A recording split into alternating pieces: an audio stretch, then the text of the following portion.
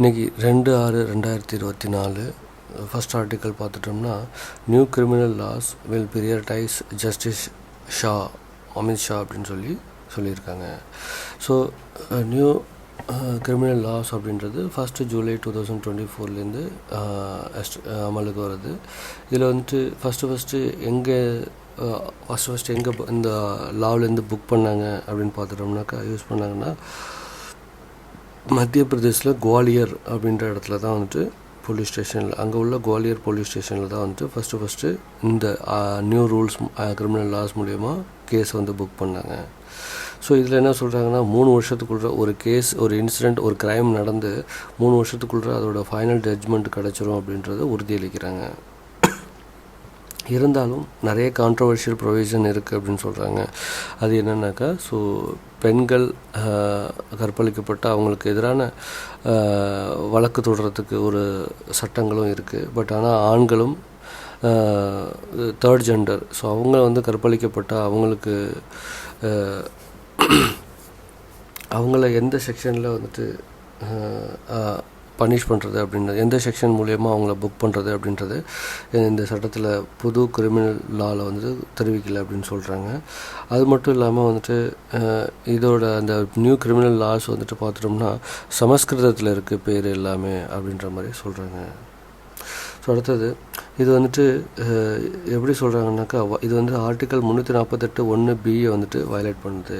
So article 348(1)B violate பண்ணுறது. So அதில் வந்துட்டு என்ன சொல்லியிருக்காங்கன்னா, ஸோ லோக்சபாவில் உள்ள பார்லிமெண்ட்டில் உள்ள எல்லா வந்துட்டு ரூல்ஸ் அண்ட் ரெகுலேஷன்ஸ் எல்லாமே இங்கிலீஷில் தான் வந்துட்டு பண்ணணும் அப்படின்ற மாதிரி ஒரு இது இருக்குது, ப்ரொவிஷன்ஸ் இருக்குது. அதை வயலேட் பண்ணுறதா சொல்கிறாங்க. ஸோ இந்த புது கிரிமினல் லாஸ் அப்படின்றது ஒரு சோசியல் சர்வீசஸாக இருக்கணும், பனிஷ்மெண்ட்டு. ஸோ பனிஷ்மெண்ட் கொடுக்குறாங்கன்னா அந்த பனிஷ்மெண்ட் வந்துட்டு ஒரு சோசியல் சர்வீஸாக கூட இருக்கலாம் அப்படின்ற மாதிரி சொல்கிறாங்க.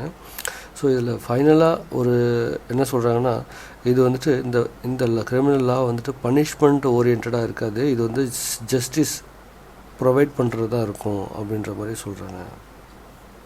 அடுத்தது new TN release draft Tamil Nadu space industrial policy 2024 அப்படின்ற ஆர்டிகல்ஸ். இது வந்து to create direct and indirect எம்ப்ளாய்மெண்ட்டை வந்துட்டு 10,000 பேருக்கு வந்து ப்ரொவைட் பண்ணுறதா சொல்கிறாங்க. இதனில் வந்துட்டு கவர்மெண்ட் நிறைய இன்சென்டிவும் கொடுக்குறாங்க. ஸோ ட்ரிச்சி ட்ரீட் 2024 அப்படின்ற ஒரு ஆல்ரெடி ஒரு ஸ்கீம்ஸ் இருக்குது. அது என்னன்னாக்கா ட்ரிச்சி இன்ஜினியரிங் டெக்னிக்கல் கிளஸ்டர் அப்படின்னு சொல்கிறாங்க. ஸோ இதுதான் வந்துட்டு ட்ரீட் அப்படின்னு சொல்கிறாங்க.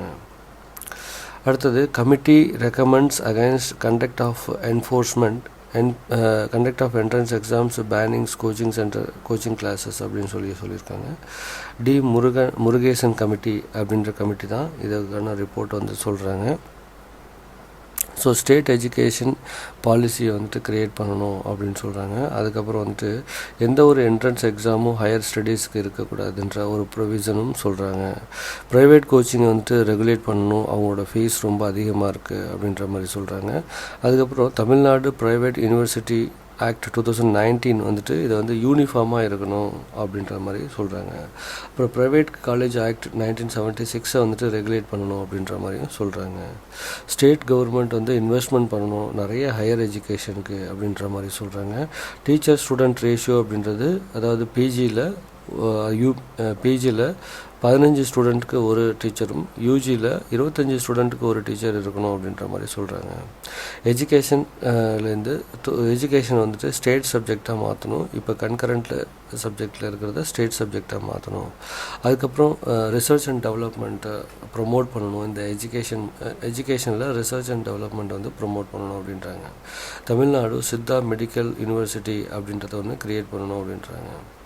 Kozhikode got city of literature status in Portugal events அப்படின்னு சொல்கிறாங்க. Kozhikode got city of literature status in Portugal event அப்படின்னு சொல்கிறாங்க.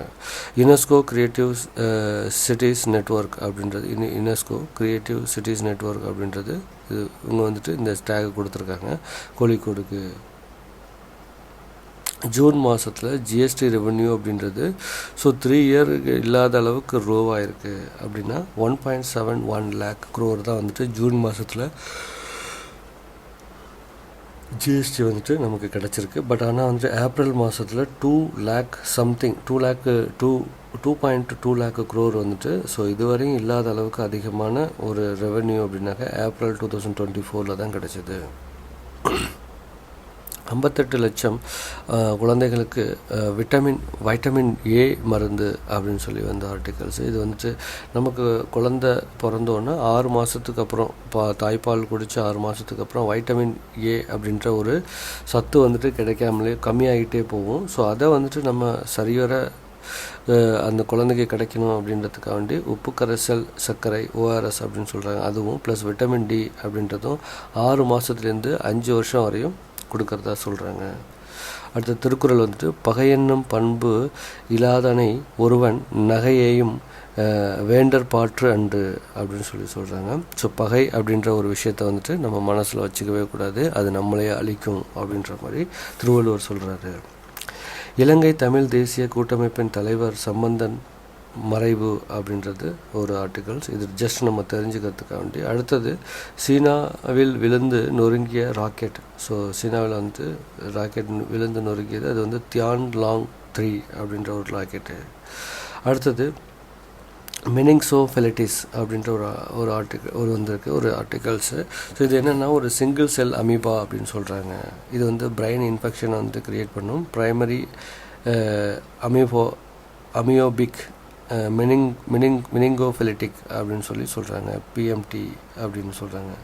இது வந்துட்டு பிரெயின் டிஷ்யூஸை வந்து டேமேஜ் பண்ணும். 1லேருந்து இது வந்து பிரெயினை அஃபெக்ட் பண்ணி 1லேருந்து 18 நாளுக்குள்ள நமக்கு இறப்பு நேர்படும் அப்படின்னு சொல்கிறாங்க. அடுத்தது பயோமாஸ் பிரிகோட்டெஸ் அப்படின்ற ஒரு ஆர்டிகல்ஸு. ஸோ இது வந்துட்டு நம்ம ஃபியூவலோட அல்டர்னேட்டிவாக வந்துட்டு பயோமாஸை பிரிகோட்டெஸ் அப்படின்றத நம்ம யூஸ் பண்ணலாம் ஃபார் பவர் அண்ட் எலக்ட்ரிசிட்டி கவண்டி.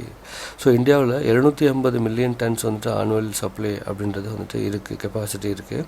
ஸோ இது வந்து இதை நம்ம ஃபாலோ பண்ணுறதுனால waste management and carbon sequestrations, so இதை வந்துட்டு நம்ம அடைய முடியும் அப்படின்றாங்க. ஸோ இதனால் வந்துட்டு எம்ப்ளாய்மெண்ட் நமக்கு ஜென்ரேட் ஆகும், ப்ளஸ் லோக்கல் எக்கனாமியும் பூஸ்ட் ஆகும் அப்படின்ற மாதிரி சொல்கிறாங்க. So source of renewable energy வந்துட்டு நம்மளால் இது புது சோர்ஸ் ஆஃப் ரினியூவபிள் எனர்ஜி அப்படின்ற மாதிரி சொல்கிறாங்க. ஸோ சப்ளை செயின் வந்துட்டு நமக்கு லோக்கலாகவே கிடைக்கிறதுனால, ஸோ ஏதாவது ஒரு வாரோ எந்த ஒரு இன்சிடெண்ட் ஏதாவது ஒரு எக்ஸ்டர்னல் ப்ராப்ளம் வந்தாக்கா நமக்கு இந்த சோர்ஸ் அப்படின்றது கண்டினியூவாகவே நமக்கு லோக்கலாகவே கிடைக்கும் அப்படின்ற மாதிரி சொல்கிறாங்க. அடுத்தது artificial intelligence preparedness index AIPI அப்படின்றது IMF வந்துட்டு தான் லான்ச் பண்ணியிருக்காங்க. Digital infrastructures, human Capitals, labour market, so இதெல்லாம் வந்துட்டு பார்க்குறாங்க. ஸோ இந்தியா அப்படின்றது வந்துட்டு இதுலேருந்து தான் வந்துட்டு இந்த ஒரு ஆர்டிஃபிஷியல் இன்டெலிஜென்ஸ் ப்ரிப்பேர்ட்னஸ் இண்டெக்ஸ் அப்படின்றது க்ரியேட் பண்ணுறாங்க. ஸோ இந்தியா அப்படின்றது 72வது இடத்துல இருக்குது, சிங்கப்பூர் தான் டாப்பில் இருக்குது. ஸோ புது new rail link for Chabahar to Zahedan அப்படின்ற மாதிரி ஒரு ஆர்டிகல்ஸு. இது என்ன சொல்கிறாங்கன்னா ஈரானில் நியூ ரயில் ரூட் அப்படின்றது ஒன்று க்ரியேட் பண்ணியிருக்காங்க. இது வந்துட்டு என்ன ஆகுது அப்படின்னாக்கா இதுக்கு என்ன பேர் சொல்கிறாங்கன்னா INSTC அப்படின்றது ஒரு ஆல்ரெடி நம்மகிட்ட இருக்குது வேறு. ஸோ அதுக்கு என்ன INSTCன்றா international north south transport corridor அப்படின்னு நமக்கு சொல்கிறாங்க. ஸோ ப்ரைட் மந்த் அப்படின்றது ஜூன் மாதத்தை தான் வந்து ப்ரைட் மந்த் அப்படின்னு சொல்கிறாங்க. ஸோ இது வந்துட்டு கே ப்ரைட் மந்த் அப்படின்னு சொல்கிறாங்க. ஸோ LGBTQ கம்யூனிட்டிஸ் வந்துட்டு 1960 கேதர் ஆகுறாங்க. ஸோ அது கேதர் ஆகிறதுனால அது வந்துட்டு பெரிய ஒரு ப்ரொட்டஸ்ட் ஆகுது, ஒரு பெரிய ப்ராப்ளமாக க்ரியேட் ஆகுது. ஸோ அதில் வந்து ஒரு சிவில் வார் டிக்ளரேஷன்ஸ் அப்படின்றது ஒன்று வருது, அதான் ப்ரைட் மந்த் அப்படின்னு சொல்கிறாங்க. ஸோ இது வந்துட்டு USA, UK, கனடாவில் வந்துட்டு ஃபாலோ பண்ணுறதா சொல்கிறாங்க. ஸோ இன்றைக்கி இம்பார்ட்டண்ட் ஆர்டிகல்ஸ் தான். தேங்க்யூ.